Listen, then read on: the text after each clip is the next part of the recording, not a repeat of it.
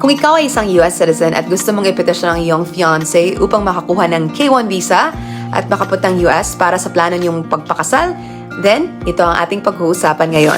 So ang K1 fiancé petition ay para sa kasintahan o fiancé ng isang US citizen. So ang purpose nito ay para magpakasal kayo at dapat kayong magpakasal within 90 days after niyang makarating ng US gamit ang K1 visa.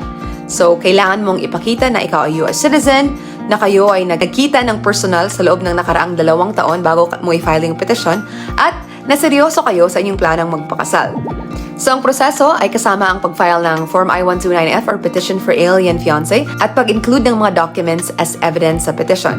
Kung ma-approve yung petition, ang iyong fiancé ay maaaring mag-apply ng K1 visa sa US Embassy sa kanyang bansa.